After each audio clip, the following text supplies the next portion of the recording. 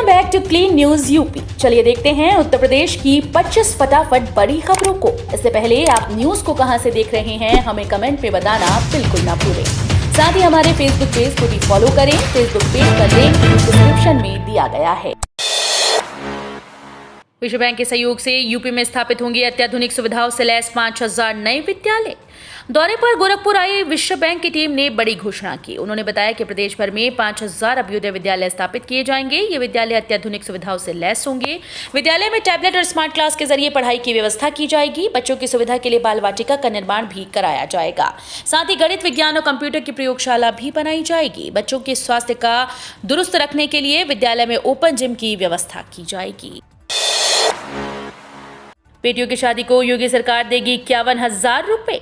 उत्तर प्रदेश राज्य में सरकार ने गरीब परिवारों की बेटियों और तलाकशुदा महिलाओं को आर्थिक मदद देने के लिए मुख्यमंत्री कन्या विवाह या सामूहिक विवाह योजना की शुरुआत की। इस योजना का लाभ वो लड़कियां ले सकती हैं जिसकी शादी की उम्र 18 साल या उससे ज्यादा हो, लेकिन योजना का लाभ लेने के लिए उन्हें पहले रजिस्ट्रेशन करवाना होगा। अगर आप भी इसका लाभ लेना चाहती हैं तो आइए जानते हैं कि इसका आवेदन की प्रक्रिया, लाभ और पात्रता क्या है। लखनऊ समेत सूबे सभी जिलों के विकास खंडों, नगर पंचायतों और नगर निगम में सामूहिक विवाह अनुदान योजना या शादी अनुदान योजना के तहत आवेदन किया जा सकता है।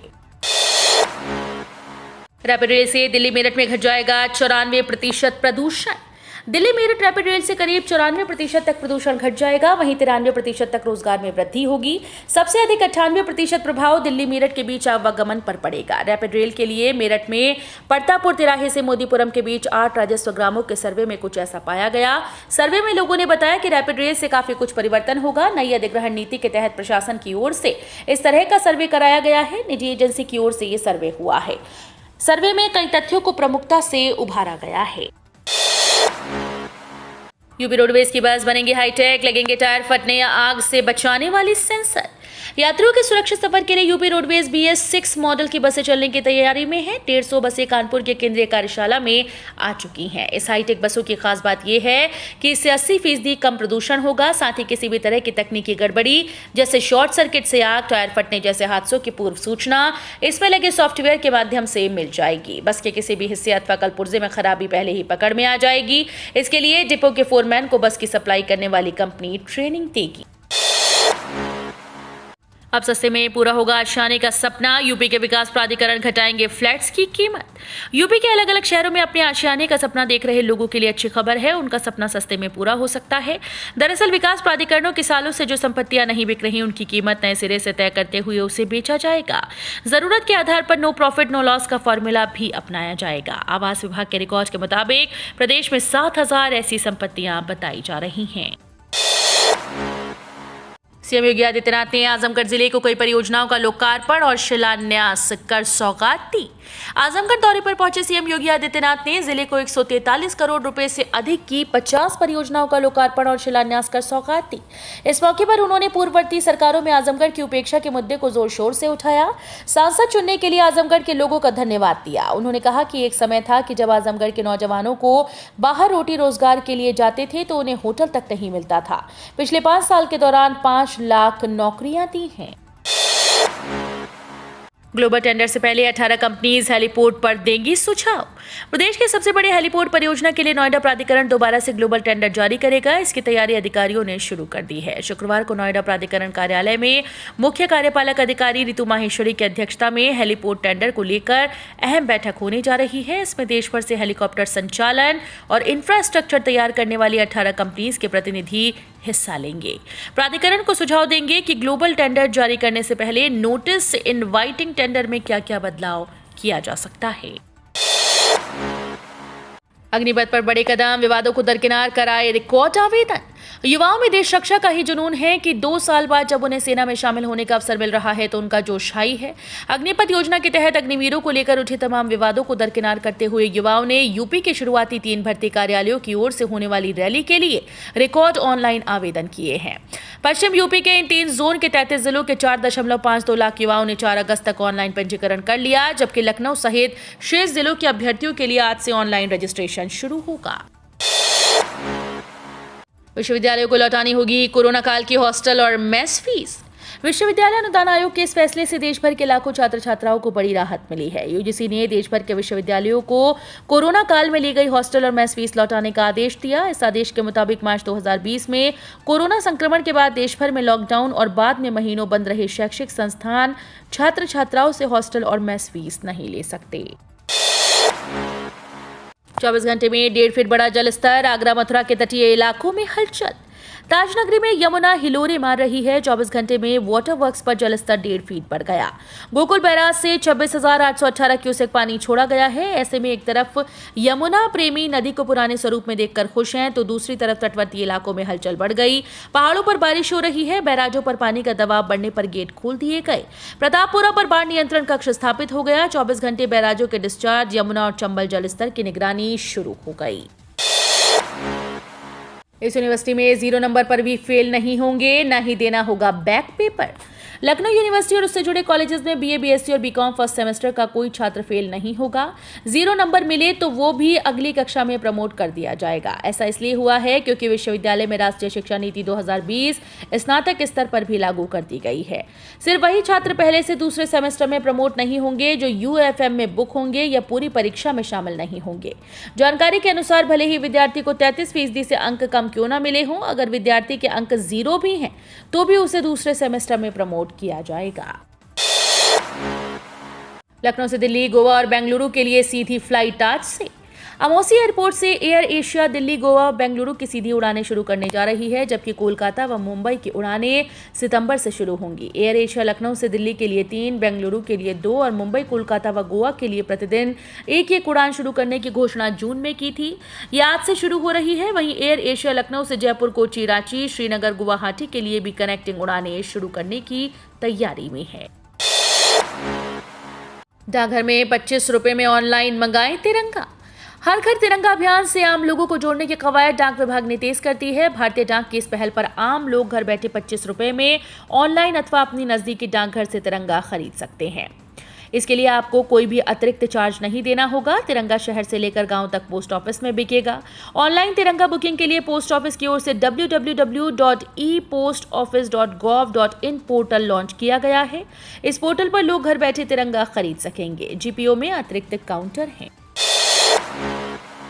रेलवे का बड़ा तोहफा, यूपी के जिले में भी होगा बिहार संपर्क क्रांति एक्सप्रेस ट्रेन का स्टॉपेज। रेलवे ने उत्तर प्रदेश के उन्नाव जिले में भी बिहार संपर्क क्रांति एक्सप्रेस का स्टॉपेज देने का फैसला किया। जानकारी के मुताबिक आज से 6 महीने के लिए उन्नाव में ट्रेन का स्टॉपेज देने का फैसला किया गया है। बिहार संपर्क क्रांति पहले जब लखनऊ से खुलती थी तो सीधा कानपुर में रुकती थी, लेकिन अब उन्नाव में भी स्टॉपेज होगा। उन्नाव में बिहार संपर्क क्रांति के स्टॉपेज की घोषणा होने के बाद से उन्नाव के लोग काफी खुश हैं। गोरखपुर बनारस इंटरसिटी समेत 9 जोड़ी ट्रेन्स को आईएसओ प्रमाण पत्र। पूर्वोत्तर रेलवे के वाराणसी मंडल से चलाने वाली 9 जोड़ी ट्रेन्स को मेंटेनेंस, सफाई, सुरक्षा, सुरक्षित परिचालन, पर्यावरण एवं यात्री सुविधा के क्षेत्र में आईएसओ सर्टिफिकेट मिला है। इसमें गोरखपुर वाराणसी इंटरसिटी एक्सप्रेस शामिल है। मुख्य जनसंपर्क अधिकारी पंकज कुमार सिंह ने बताया कि 12559/12560 Varanasi New Delhi Shiv Ganga express, 15103/15104 Gorakhpur Varanasi Gorakhpur intercity express को गुणवत्ता प्रबंधन प्रणाली, पर्यावरण प्रबंधन प्रणाली, स्वास्थ्य व सुरक्षा प्रबंधन प्रणाली के लिए सर्टिफिकेट प्राप्त हुआ है। चीन अमेरिका के बाद भारत में भी रडार से बचने की तकनीक। भारतीय प्रौद्योगिकी संस्थान की स्टार्टअप कंपनी के विशेषज्ञों ने एक ऐसा नैनो मटेरियल विकसित किया जिसके किसी भी उपकरण में परत लगाने के बाद वो रडार की पकड़ में नहीं आएगा। उसको रडार ऑब्जर्वर कोटिंग नाम दिया गया है। ये तकनीक भारतीय सेना की तीनों शाखाओं के लिए उपयोगी होगी। उसकी मदद से दुश्मन की धरती पर किसी भी गोपनीय ऑपरेशन को अंजाम देना आसान होगा। इंसेफेलाइटिस की तर्ज पर तंबाकू नियंत्रण भी संभव, सीएम योगी बोले अभियान चलाने की जरूरत। सीएम योगी आदित्यनाथ ने कहा कि तंबाकू का सेवन युवाओं को खोखला कर रहा है। जागरूकता से ही इस नशे की लत को खत्म किया जा सकता है। इसके लिए इंसेफेलाइटिस उन्मूलन की तर्ज पर अभियान चलाने की जरूरत है। इस अभियान की कमान डॉक्टर्स को संभालनी चाहिए। लोगों का सबसे ज्यादा भरोसा डॉक्टर पर है। इसके नियंत्रण को लेकर एम्स ने जो अभियान शुरू किया उसमें राज्य सरकार अपना पूरा सहयोग देगी। मछुआरों और पशुपालकों को अब बिना गारंटी मिलेगा 1.60 लाख रुपए का लोन। आप केसीसी के तहत सिर्फ 1.6 लाख रुपए तक के लोन उठाने के लिए अप्लाई करेंगे तो बिना कोई गारंटी दिए लोन उठा सकते हैं। कृषि मंत्री नरेंद्र सिंह तोमर के अनुसार सरकार ने अब केसीसी के तहत पशुपालन एवं मछली पालन क्षेत्र को जोड़कर केसीसी जारी करने की प्रक्रिया को सरल किया। अब केसीसी की ये सुविधा मछुआरे और पशुपालक भी उठा सकते हैं। गैर जरूरी मुद्दों में उलझा रही सरकार, देश में बढ़ेगी निरंकुशता, मायावती का केंद्र सरकार पर निशाना। बहुजन समाज पार्टी अध्यक्ष मायावती ने केंद्र सरकार पर संसद में विपक्ष को गैर जरूरी मुद्दों में उलझाकर सदन की कार्यवाही प्रभावित करने और राजनीतिक स्वार्थ साधने का आरोप लगाया। उन्होंने कहा कि इससे देश में हर तरफ निरंकुशता और ज्यादा बढ़ेगी। मायावती ने हरियाणा, मध्य प्रदेश, छत्तीसगढ़, आंध्र प्रदेश और तेलंगाना राज्यों में बसपा संगठन की समीक्षा बैठक को संबोधित करते हुए संसद के मौजूदा सत्र में हंगामे का जिक्र करते हुए कहा, संसद सत्र के दौरान भी देश की ज्वलंत समस्याओं पर समुचित चर्चा भी नहीं हो पाने से केंद्र सरकार अपनी जिम्मेदारी ओढ़ने से बच रही है। ज्ञानवापी केस की मेरिट पर सुनवाई से पहले मुस्लिम पक्ष ने मांगा समय, 18 दिन तक सुनवाई टली। वाराणसी में काशी विश्वनाथ मंदिर से सटी ज्ञानवापी मस्जिद और श्रृंगार गौरी केस की मेरिट पर सुनवाई जिला जज की अदालत ने 18 अगस्त तक के लिए टाल दी। गुरुवार को सुनवाई से पहले ही प्रतिवादी अंजुमन इंतजामिया कमेटी ने कोर्ट में प्रार्थना पत्र देकर समय मांगा था। अंजुमन इंतजामिया कमेटी ने जिला जज डॉक्टर अजय कृष्ण विश्वेश की अदालत में प्रार्थना पत्र देकर केस के मुख्य अधिवक्ता अभयनाथ यादव के निधन से अवगत कराया। आजम खान से मिलने मेदांता अस्पताल पहुंचे अखिलेश यादव, कहा तबीयत बेहतर। समाजवादी पार्टी के अध्यक्ष अखिलेश यादव गुरुवार की शाम आजम खान से मिलने मेदांता अस्पताल पहुंचे। अस्पताल से बाहर आने पर अखिलेश ने कहा कि उनकी तबीयत बेहतर है। आजम को बुधवार की शाम तबीयत बिगड़ने पर यहां भर्ती कराया गया था। गुरुवार को उन्हें आईसीयू में शिफ्ट किया गया। डॉक्टर्स ने उनकी हालत क्रिटिकल बताई है। वोटर आईडी और आधार कार्ड लिंक कराने में आ रही मुश्किल, दोनों के नामों में है मामूली अंतर। आपका नाम कुसुम है लेकिन यहाँ तो आपका नाम कुसुमलता दर्ज है। संदीप कुमार नाम है लेकिन यहाँ तो संदीप त्रिपाठी लिखा हुआ है। आपका नाम रजनी है लेकिन आधार में तो रजनी मित्तल लिखा है। ऐसे ही तमाम मामले वोटर आईडी को आधार से लिंक कराने के समय हर बूथ पर सामने आ रहे हैं। ये उदाहरण है मेरठ शहर विधानसभा क्षेत्र से जेल चुंगी और मेरठ दक्षिण विधानसभा क्षेत्र के शास्त्री नगर इलाकों के बूथ्स का। जूडो में गोरखपुर विश्वविद्यालय की तूलिका का कमाल, रजत पदक जीतकर बढ़ाया मान। इंग्लैंड के बर्मिंघम में चल रहे कॉमनवेल्थ गेम्स में दीनदयाल उपाध्याय गोरखपुर विश्वविद्यालय की एक और जूडो खिलाड़ी तूलिका मान ने रजत पदक हासिल कर इतिहास रच दिया। इसके पूर्व विजय कुमार यादव ने भी जूडो में कांस्य पदक पर कब्जा जमाया। पहली बार गोरखपुर विश्वविद्यालय के 2 विद्यार्थियों ने कॉमनवेल्थ गेम्स में 2 पदक हासिल कर कीर्तिमान बनाया है। राखी से पहले बहनों को सौगात, भाइयों ने बुक कराई 4000 स्कूटी। भाई बहन के पवित्र त्योहार पर लखनऊ के कई भाई बहनों को स्कूटी गिफ्ट करने वाले हैं। त्योहार के करीब एक पखवाड़े पहले ही 80,000 से 1.10 लाख के मूल्य वाली स्कूटी की एडवांस बुकिंग हो चुकी है। भाई बहन के प्यार का प्रतीक रक्षाबंधन को लेकर राजधानी के बाजारों में रौनक नजर आने लगी है। राखियां बिकनी शुरू हो गई। कारोबारियों के मुताबिक महंगाई की मार राखी पर भी है। कॉटन का धागा, मोती, फोम आदि कच्चा माल के दाम बढ़ने से राखियां 30% महंगी हैं। यहियागंज व्यापार मंडल अध्यक्ष अमरनाथ मिश्रा ने बताया कि राखियों के दामों में 30% की बढ़त है। उप मुख्यमंत्री ने ली यातायात व्यवस्था सुधारने का जिम्मा। लखनऊ की यातायात व्यवस्था को सुधारने का जिम्मा अब उप मुख्यमंत्री ब्रजेश पाठक ने ले लिया है। उन्होंने पुलिस और प्रशासन के अफसरों से 3 दिन के भीतर यातायात व्यवस्था को दुरुस्त करने का एक्शन प्लान मांगा। उप मुख्यमंत्री ब्रजेश पाठक ने गुरुवार को लखनऊ के कलेक्ट्रेट स्थित डॉक्टर एपीजे अब्दुल कलाम सभागार में यातायात, नगर निगम, स्वास्थ्य, बिजली, ITI समेत अन्य विभागों के अफसरों के साथ बैठक की।